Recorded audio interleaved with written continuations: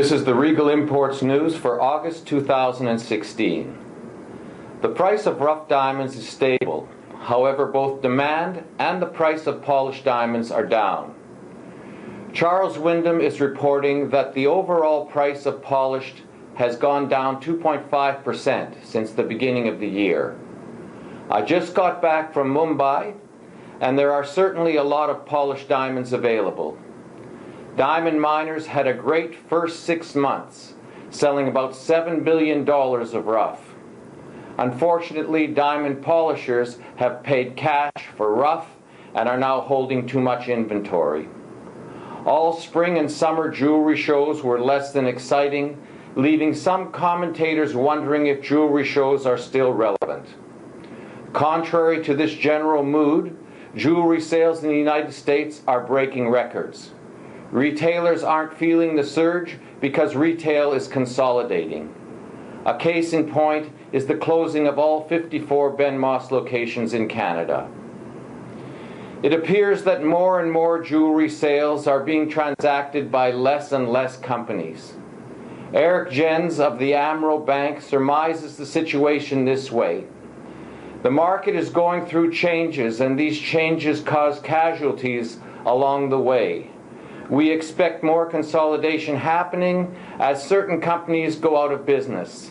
It's a healthy development where only strong and modern companies can survive, certainly those who look at innovation and diversification. Robin Lewis and Michael Dart expand on the future of retail in their book, The New Rules of Retail, saying, "In the future, retail will be about narrowing assortments and reducing vendors and wholesale brands to drive greater control, productivity, and profitability. The days of having everything are over." Jasmine de Brooker describes consolidation clearly, saying, "We don't need more branding, we need fewer, better quality products. People will find you." Philip Mellier has been replaced as CEO of De Beers by Bruce Cleaver. This is a positive change. Mellier was an outsider who did not understand the diamond supply chain. Mellier was all about company profitability. His short-term vision resulted in the diamond crisis of 2015. His term as CEO of De Beers was a disaster. Cleaver, on the other hand, has been involved in the business for a long time, and in a 180-degree turnaround from Mellier's position, he is speaking to issues of consumer demand and the long-term health of the diamond sales. He said that consumer demand is the only source of value for the diamond industry, and there is a need to be unrelenting in stimulating it. What a breath of fresh air. Cleaver is trying to regain lost trust with industry sightholders. Sightholders paid dearly for Mellier's positive bank statements. Cleaver is also of the opinion that despite some assertions that millennials have a lower desire for diamonds than previous generations, it is clear from our research that the diamond dream remains as vibrant as ever, and millennials undoubtedly care profoundly for what diamonds symbolize. I couldn't agree more.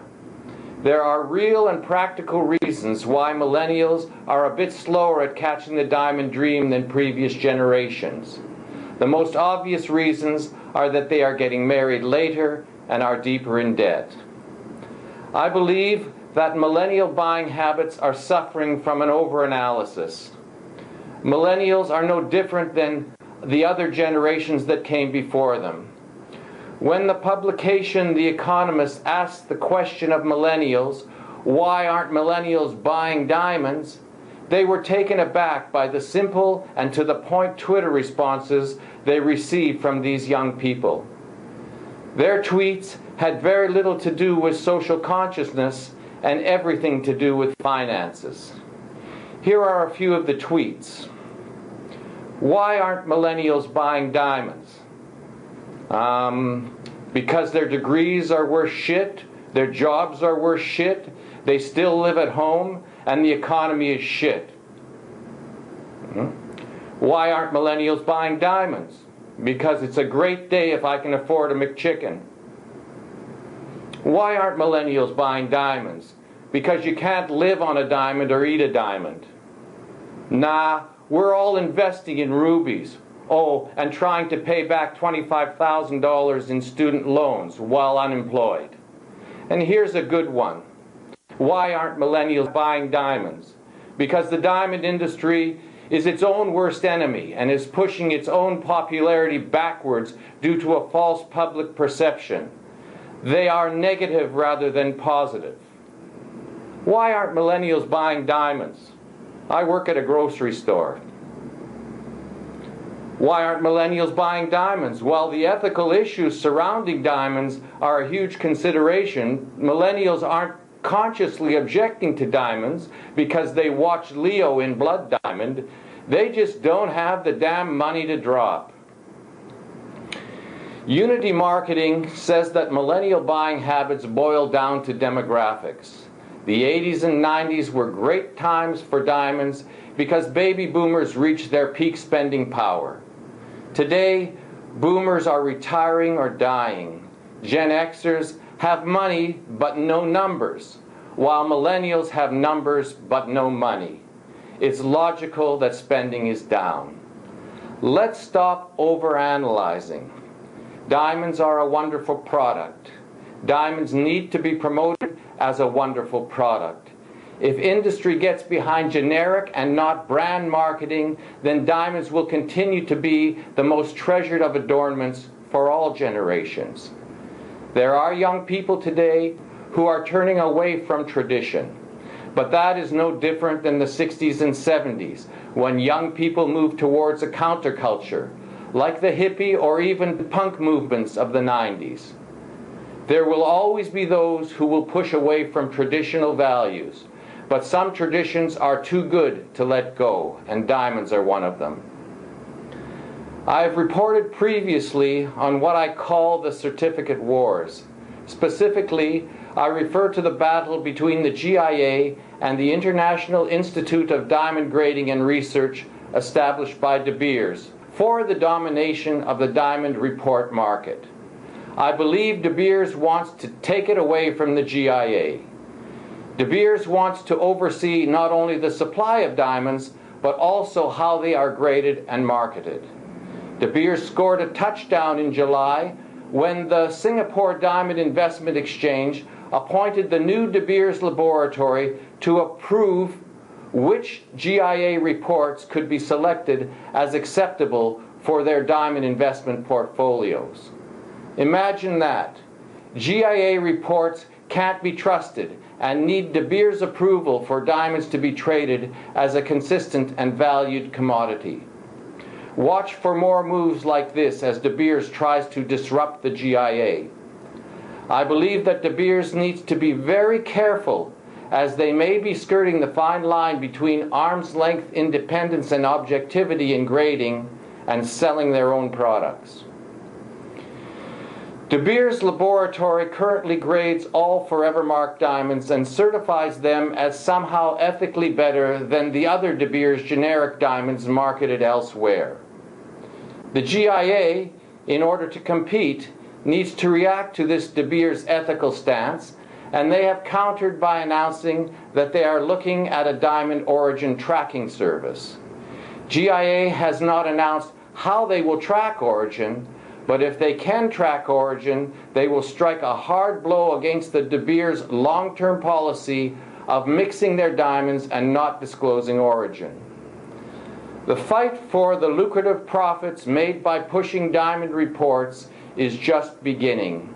Wholesalers and retailers will be the collateral damage, as they will be caught in the crossfire. Retailers already have to explain away the difference between a branded diamond and a generic diamond, and now they will need to explain why one well-financed diamond report is different than another. The industry is consumed with new angles to eke out more profit, and the diamond consumer is becoming more confused and disillusioned as a result. Here is a new one for you. We can look forward to seeing Australian diamonds in the market. Rio Tinto is starting an origin program for their Australian production, and it will go alongside a new program for tracking Canadian origin outside of the Canada Mark program. Finally, I want to bring your attention to a diamond selling idea from Antoinette Matlins. Her idea is to sell diamonds on the basis of rarity rather than on the basis of better or worse qualities. She says that diamonds selling at the same price, but with varying qualities and sizes, are equal in rarity and should be sold as equal diamonds. Antoinette does not believe that it is constructive or appealing to sell one diamond as better or worse than another. She points out that when you choose size over quality, you are really choosing the rarity of size over the rarity of quality. She claims that marketing in terms of rarity allows her customer to feel positive about choosing a diamond of more rare size over a diamond of more rare color or clarity. This method of selling allows the client to choose from a wider selection of diamonds. It eliminates negatives and allows for only positives in the sales presentation. And that's it for this month, and I thank you very much for watching.